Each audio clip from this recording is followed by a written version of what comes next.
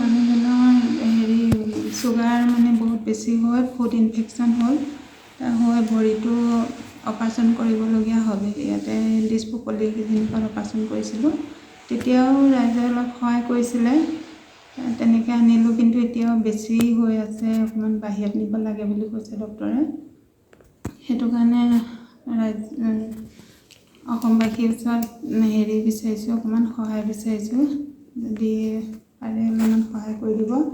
আৰু অসমৰ মুখ্যমন্ত্ৰী ডাঙৰীয়াকো সহায় বিচাৰিছোঁ, মানুহজন যাতে সুস্থ হৈ উঠে, কাৰণ মোৰ 2টা ল'ৰা ছোৱালী আছে, আৰু মানুহজন যদি এনেকৈ পৰি থাকে, ময়ো চিকিউৰিটি গাৰ্ড কৰোঁ, চিকিউৰিটি গাৰ্ড কৰি ঘৰখন চলাবলৈ অসুবিধা হৈছে, মানুহজনৰ মেডিচিন আনিবও নোৱাৰা হৈছোঁ।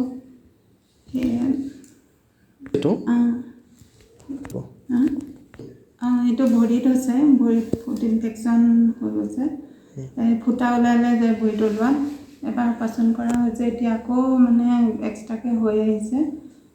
ডক্টৰে কৈছে মানে অকণমান বাহিৰত লৈ যাবলৈ, বাহিৰত দেখুৱাবলৈ কৈছে। এতিয়া বহুতখিনি পইচা মোৰ জৰুৰী হৈছে বাহিৰত নিবৰ কাৰণে, সেয়ে আপোনালোকৰ ওচৰত হেৰি কৰিছোঁ, যাতে আপোনালোকে সহায় কৰি দিয়ে।